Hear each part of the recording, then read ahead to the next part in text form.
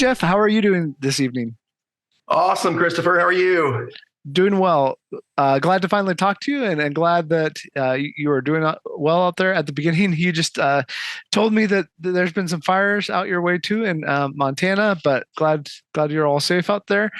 Jeff Irving is here, and he is the creator of Vrahode, the system that is starting with the Cal. I'm going to say it wrong now. The Calterian system, the Calterian Ascension Yeah, starts yeah. off, and it's got this fantastic kind of dashboard thing for heroes and for your enemies. It's really cool to see in person. But he's going to tell everybody tonight on the podcast, and for those who watch later on, about his system. So thanks for being here, Jeff. And what would you Super tell glad. people? Oh, so, yeah, go ahead. No, just super glad to be here. And we, you and I tried to get together at Gen Con and we were both super busy. So glad we're finally getting around to having a face to face. Yeah, yeah. So let's just dive right in though. How did you start designing your system? I know it's been a long, very big project. You were telling me about some of the artists, but I know you started like 30 years ago, right? 30 plus years ago back at Ball State, right? You're aging me. You're Okay, aging so I'm me. sorry. I'm sorry. No. I'm happy. I'm 55, so I'm happy to own my age. But yeah, it started back in 1990. I was a Ball State student in Muncie, Indiana, studying fine arts and graphic design and journalism back then. And like, many of your listeners, I'm sure, I played a lot of games and I loved 80s fan. You name an 80s fantasy author, I read their books. So, but when I got to college, I started taking all these new courses and stuff, and anthropology and sociology were a couple that I thought, I was just so into all the gaming and reading the fantasy books. And I thought, everything that I see, everything I touch, it just seems so tropey. It's so Gary Gygax, J.R.R. Tolkien, it's like everything has their stamp on it. Mm. And I thought, as a creative, a student who's in creative classes and stuff, I thought, well, why hasn't someone tried a new approach to what a fantasy world could be? Mm-hmm. And so originally I wanted to write books. I thought it would take 3 books to write the story arc of the world of Vrahode. And I'm a decent writer. My problem is I'm just not prolific enough. I tend to kind of labor over my words, and most writers will tell you've got to get words on the page to be able to be a writer, to be able to be an author.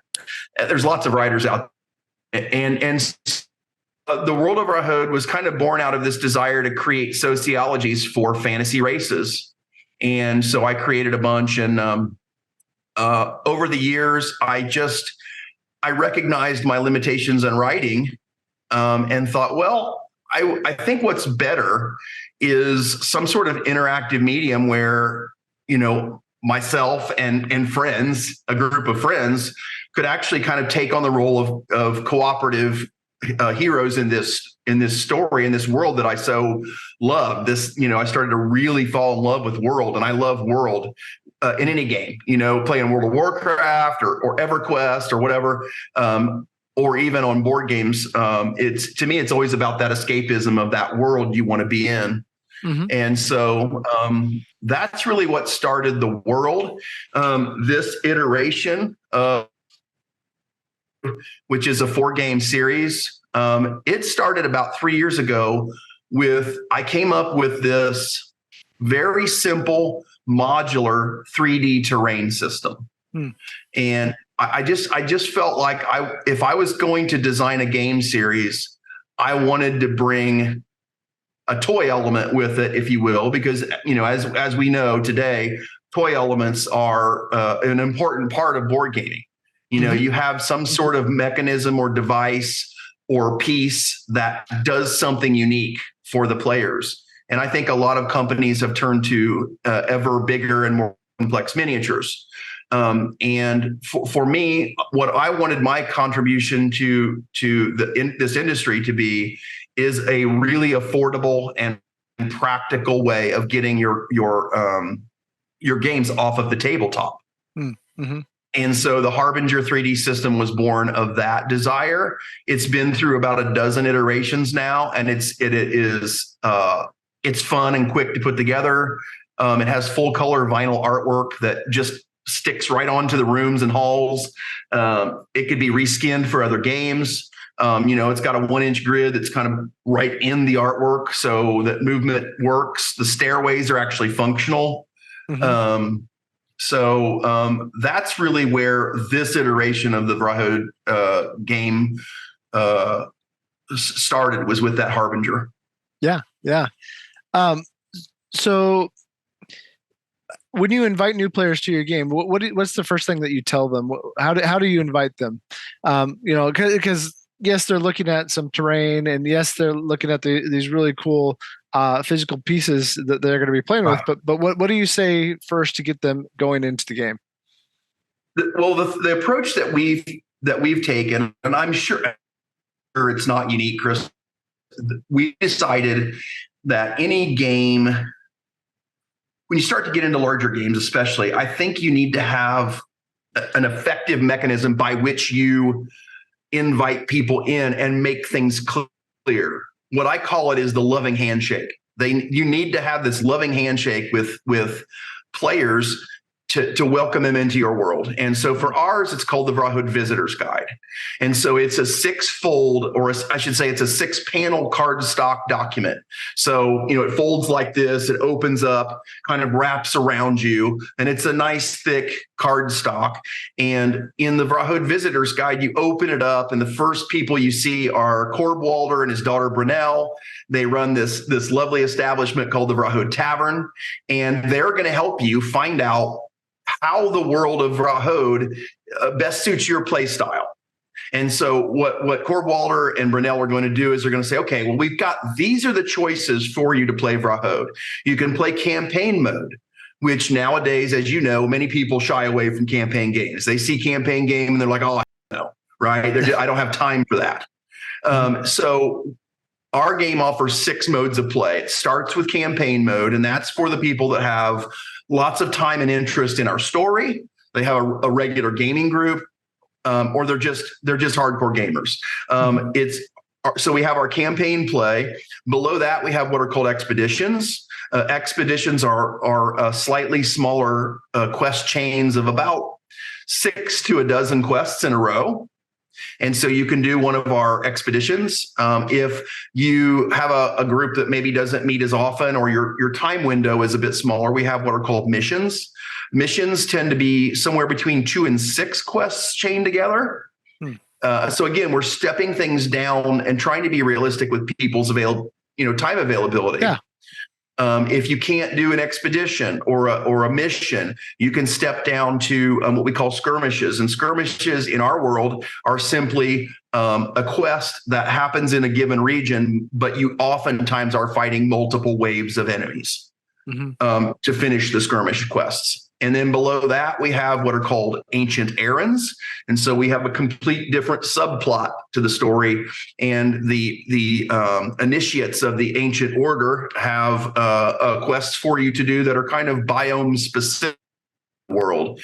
And you stumble across these as you travel in different climates. If you're in the plains, you might stumble across an ancient errand that if you decide to do that quest at that moment, you can check that box. So because your goal is to fulfill the ancient errands in every biome of the world. And then what my personal favorite mode of play is straight procedural. And what that means is it allows the card decks. We have 23 card decks in the series, and it allows those cards to dictate play. So our game system is GM optional. It does not require a GM. It's just as rich without as it is with. And that group of card decks does kind of support a little bit more of a kind of sandboxy type play style. And then if you choose to play procedurally, you and I could sit down for a half an hour and have some fun. But we still, as heroes, we still need those meaningful hero advancements to get stronger. And so we have what are called commissions. So the commissions are like mini quests that exist in and around the six, in the core box at least, the six starting villages of the playable races. So if you're traveling, you can go to a village and they won't let you stay at the inn. They won't let you barter with their merchants. They will not give you any sort of magical blessings until you complete a commission tier so they know they can trust you. Right. Now, if you show up to the village and you happen to have someone that is of their race, then they're like, hey, you're cool, and they'll unlock the keys to the city. But if you show up, let's say you're going to the Kautuk village and you show up without a Kautuk, they're going to make you do that first tier of commissions to earn their trust. And so that's kind of the modes of play. And then the other thing that the Vrahode Visitor's Guide does for players I think it's one of my favorite parts. And that is some people don't care as much about the challenge of each battle, depth of strategy that's required to survive. Some people want story first and battles happen, but they don't want them to be a threat of death all the time. So we have what we call story mode. And so you're going to get a little bit more starting life. You're going to get an extra skill. And then we go to normal mode, which is called role play mode. And then we have one called hardcore gamer mode. And then we have gauntlet mode, which basically means set a stopwatch. That's how long you're going to live. And so when you couple this friendly kind of handshake of a document and Cordwalder and Brunel, they're welcoming you to Vrahode saying, how would you like to play? How hard would you like it to be? We feel like that's the way to welcome players into Vrahode, especially since it's a brand new fantasy world and you don't recognize any of the races. The heroes kind of look like villains. So things, we have to give people a way to get into the play in a very friendly way. So is that something that you came up with, or that you collaborated with others to come up with that document and that approach? No, I came up with the document. Sean Dressler, our lead writer, helped me craft helped me wordsmith it. Like I said, I don't think it's an original concept. I know there's other people that have done this. I feel like the way we did it, I think is effective. I mean, I'm happy with the way it turned out. It's also a good point when you first open the box and you see this welcoming document to also give all those acknowledgments. Who helped us make this game possible? Who do I owe my thanks to personally as a designer? And so there's a lot of acknowledgments on there about who has helped us and how appreciative we are of all the businesses that have been involved in making it all come together. Yeah. Well, so related to that, what do you find most challenging and at the same time rewarding as you approach game design? I think I'm really different from a lot of game designers in the sense that I think most game designers worth their salt have in their gun at their disposal. They have a lot of familiarity with a lot of really powerful, popular mechanics. They've played so many darn games that they just, when they want something to function a certain way, they just load that bullet into the chamber knowing they've got that at their disposal. For me, I approach game design in a really different way. I basically look at the game design as a Christmas tree. And to me, the world and the story is the Christmas tree. And I want my tree to have a theme, obviously, right?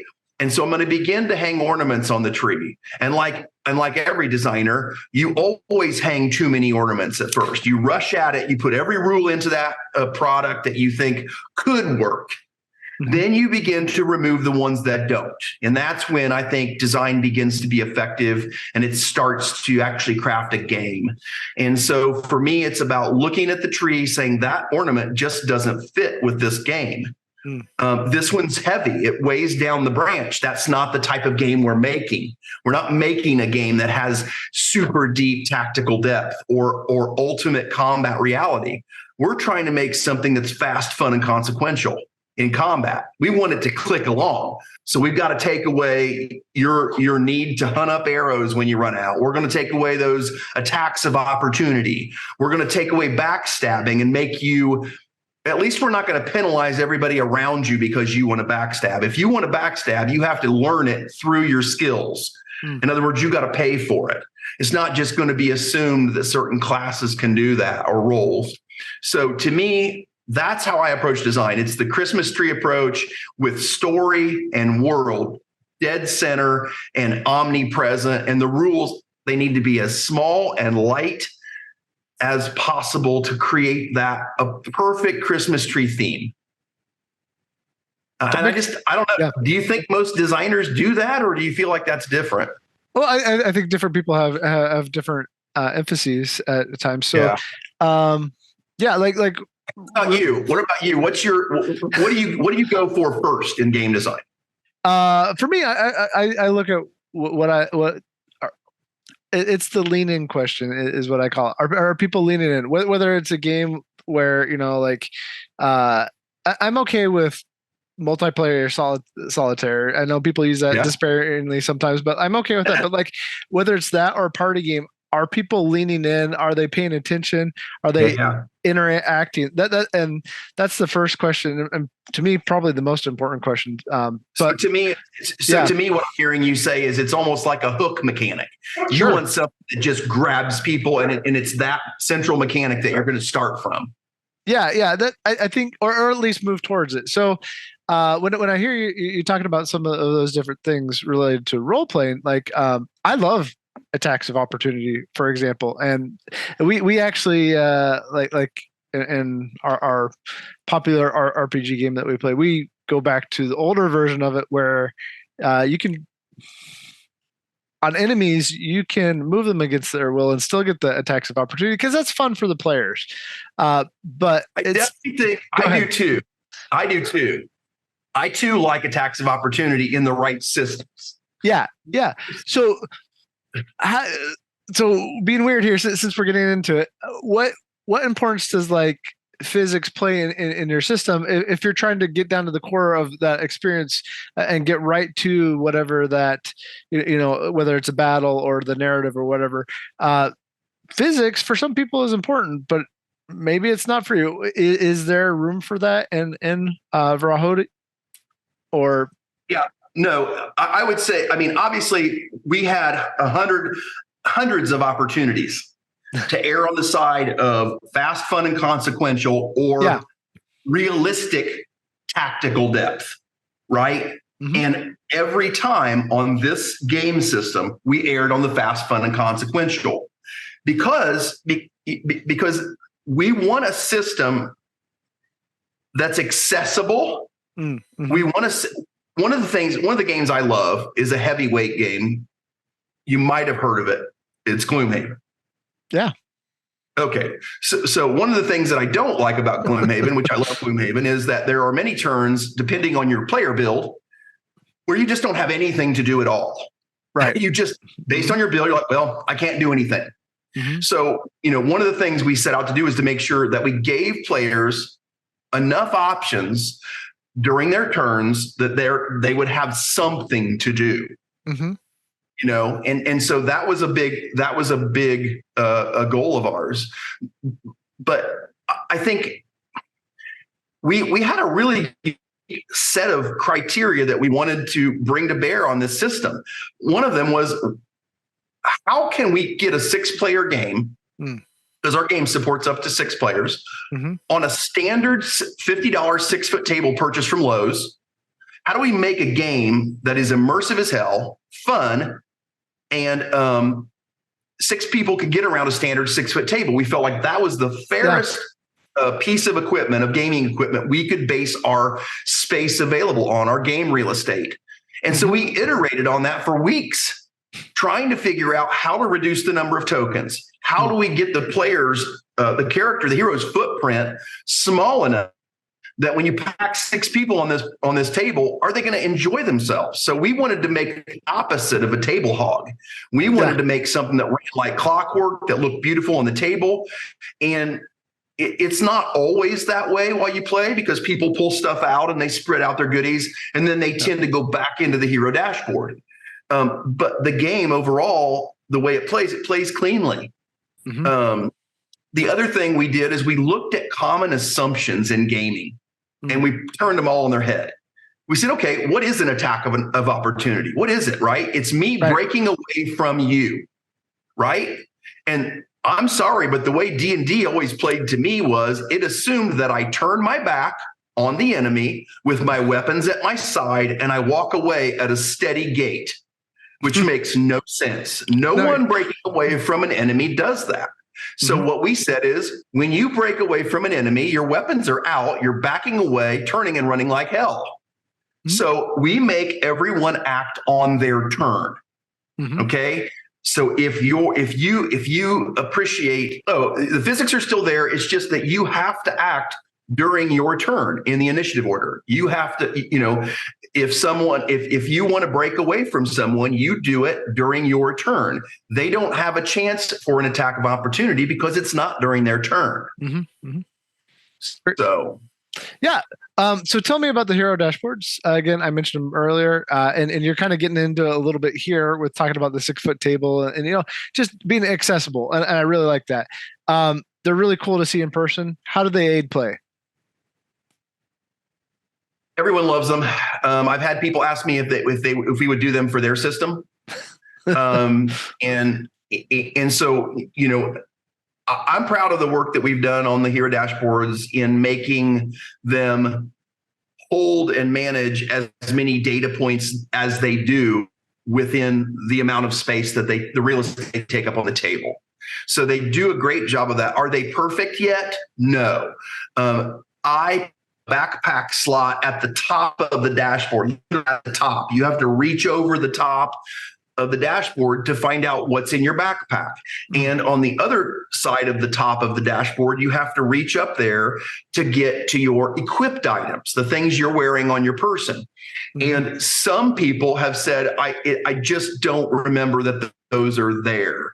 And I forget. And so we're talking about maybe moving those two slots down to the sides so that the card still tucks in, the card stack still tucks in under the dashboard, but it's always visible, just the edge of those cards sticking out.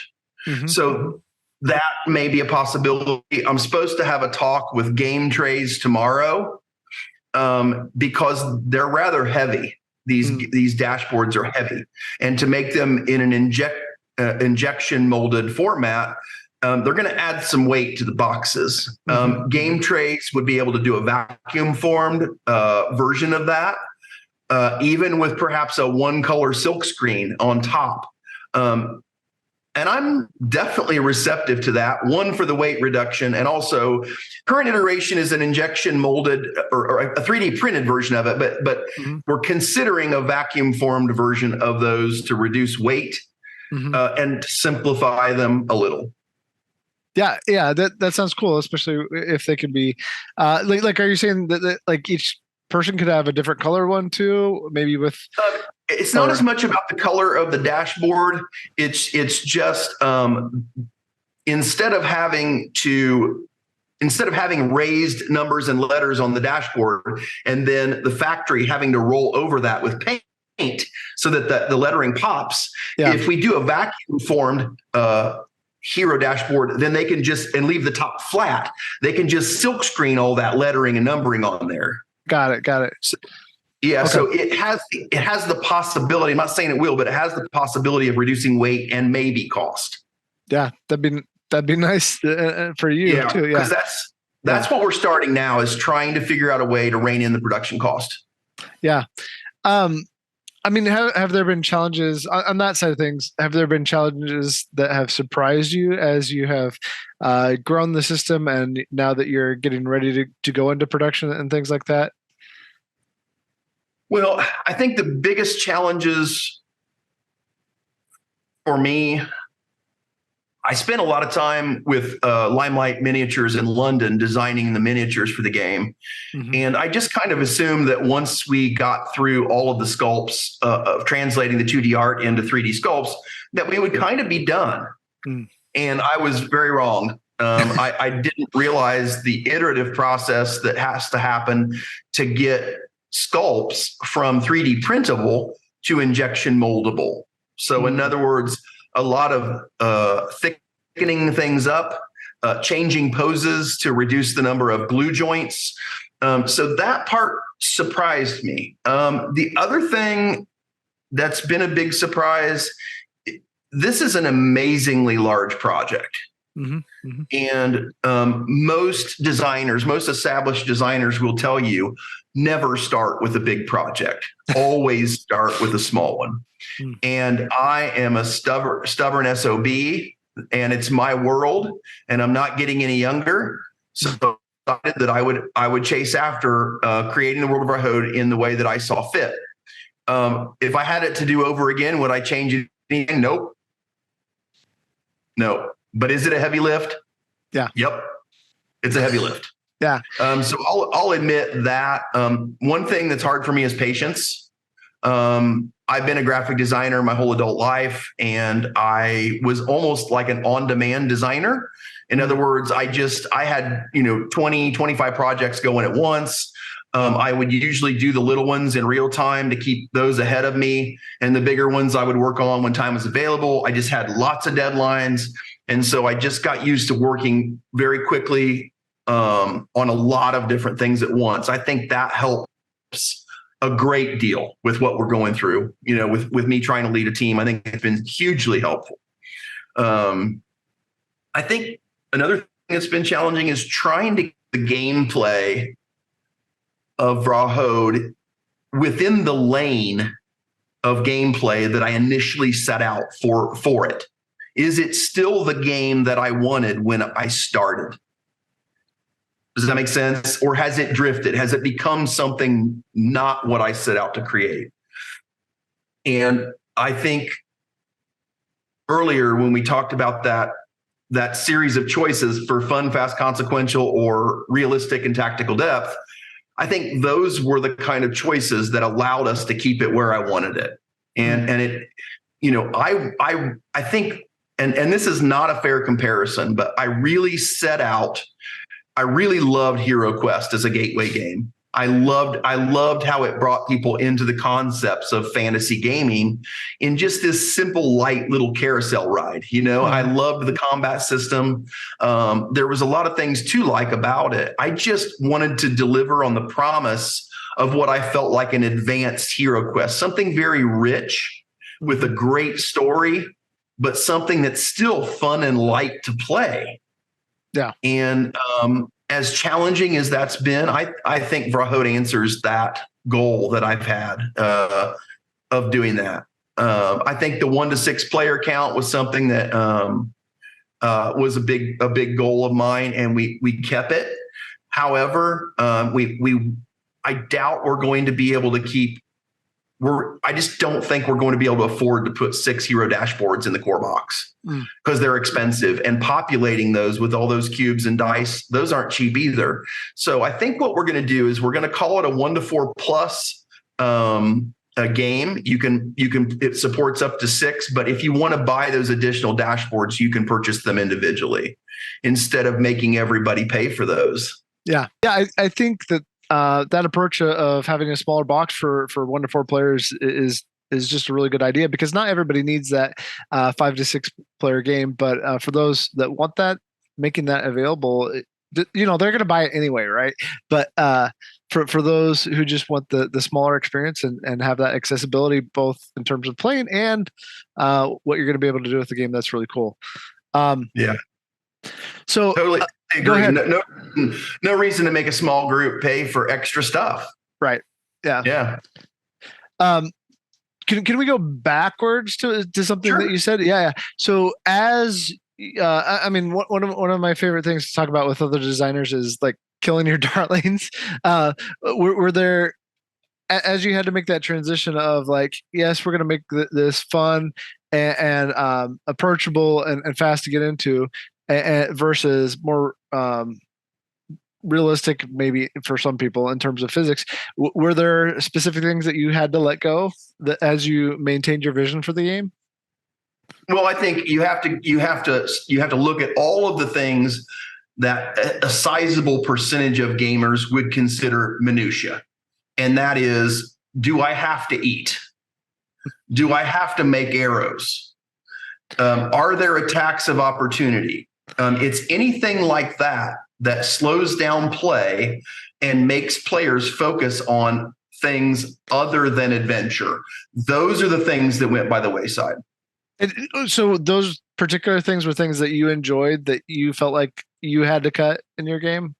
Or this system, yeah. In this system, I felt like in order to arrive at something that was, as fast as we could make it, as fun, but also kind of just assumed a lot. We wanted to assume a lot that if you have a bow, every time you make camp and you're not resting, you are fashioning arrows.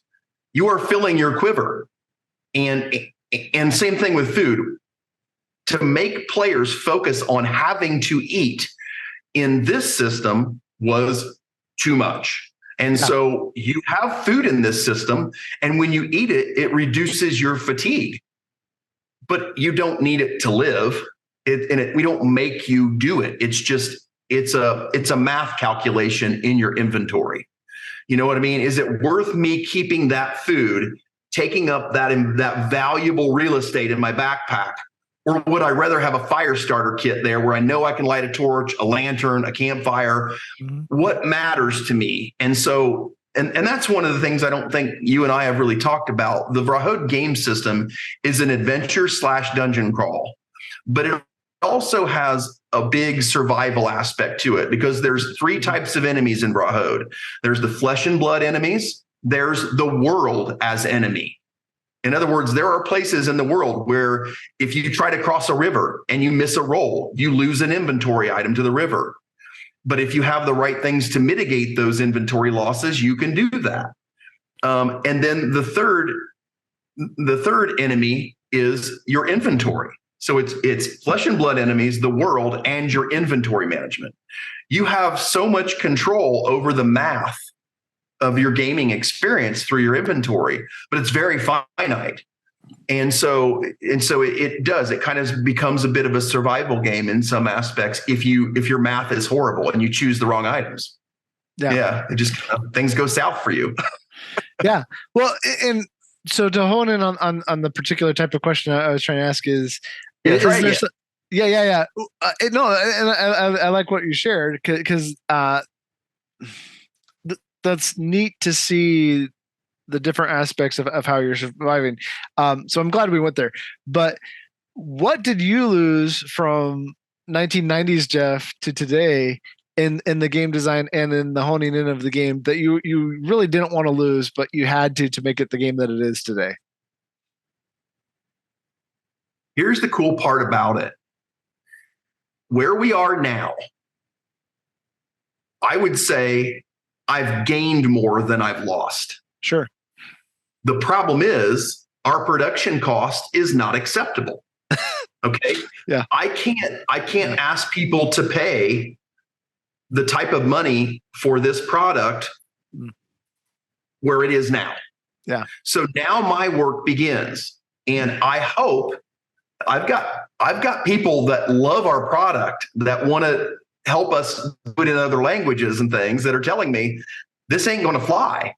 And I'm like, well, I understand this is not I'll put it this way. This product, Christopher, is probably not super well suited for retail. This product is more of a Kickstarter product. Yeah. It's big. We have way more writing than some of the games that you've heard have a lot of writing, like Madara. We have way more writing than Madara. Yeah. This is a huge game. We have the equivalent of 8 to 9 novels in our 4-game series. And so we have to find a way to pare that down. And my sincere hope is that those hard choices can be made by me. Because once they're not made by me, I'm really worried that the product that we would put out is not the one that would have my ultimate blessing.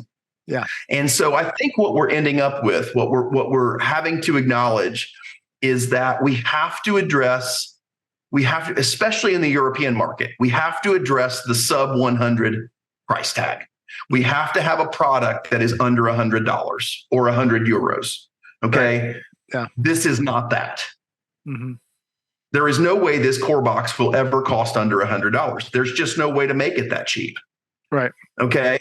But that's not to say that we can't, much like Gloomhaven did with Bugs and Buttons and Jaws of the Lion, is to create a derivative that is a taste of this product that might welcome you into the world that you might ultimately then want to spend your hard-earned dollars on a little bit later when it's a better time for your pocketbook. Mm-hmm. So that's where we find ourselves. Do I hope that I can be the person to make that decision? Well, of course, because it's been my baby. The world has been mine for so long, and I've had to take a lot of risks in giving up the storytelling. But let me just tell you that was one of the best choices I made, because I spent time and money with Sean Dressler to get him down into the weeds with me before he ever wrote a single word for Vrahode.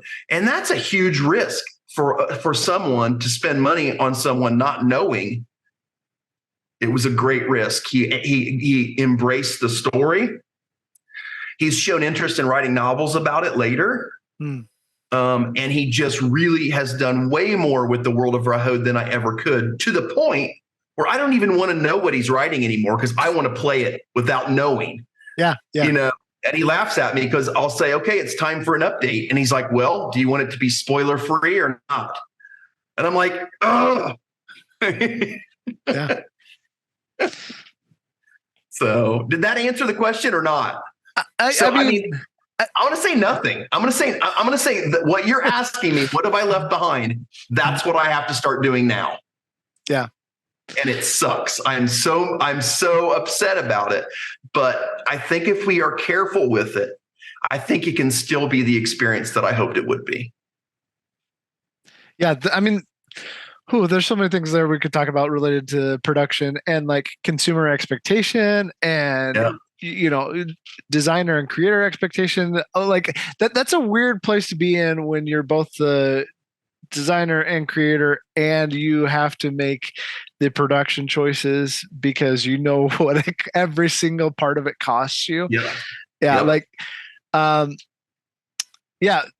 So without getting into the weeds of that, but I would you go to a lot of cons. We were talking about that beforehand. I would encourage people to come meet Jeff at future cons. Where are you going to be next? Where's the next couple cons you're going to be at? We're going to be at BGG Con in Dallas in November. Yep.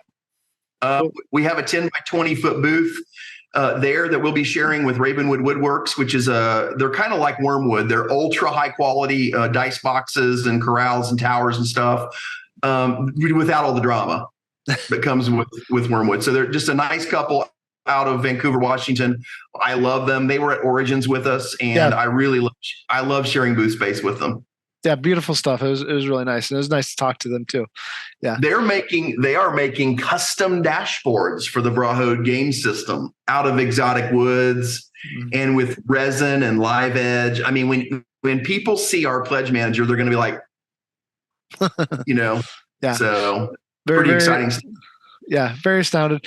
Okay, so you're going to be at BGG Con, and then are you doing PAX or? Yeah, well, okay, I can't do PAX Unplugged. Fair. Let me look here. Let's see upcoming cons. Let me bring up the list and get it out of the way. Okay, so I've got BGG Con, and then Salt Con is a maybe. Gamma's a no this year. Gary Con is a no. PAX Unplugged is a no. Geekway to the west is a yes. Okay, cool. So I'm thinking I'm a Gamma. I'm a Gamma member, so I might do Origins again. I really loved Kubla Con in San Fran. That was a fun little family-oriented con. They even had a special room for kids. It was a really cool little con. It's put on by Mike Eckert, if you know Mike. Yeah. He's a rules Nazi, though, let me tell you. But no, I love Mike, and he's got a great little con there. Yeah. Well, fantastic. Anything else that you would want people to know about Vrahode? Vrahode. Yeah, Vrahode. it's the H sound in the middle that keeps throwing me. Like, it's one thing to read something, and it's another thing to say it out loud. Anyway, Vrahode. Anything else Vrahode. you want to tell people about it before we go? This has been a great conversation. I really appreciate your time. But anything else you'd want to say? I hope you and I get to talk further about stuff because, like I said, this is all I do. I'm really I would say this. I'm really accessible. So anybody that has any questions, I've been working on this project that's bigger than a lot of big companies take on. As the lead designer, as the owner of Weathervane Games, I've worn a lot of hats. I love wearing the art director hat. I've also gotten pretty decent at writing rules. Anybody wants to pick my brain, I'm easy to find. We've got a website, vrahode.com. We've got a Facebook page for Weathervane Games. We have a group page on there called Vrahode Tavern. We're on Reddit. We're on Instagram. We have a YouTube channel. We have a Discord. So, I mean, there's no problem people finding Jeff Irving.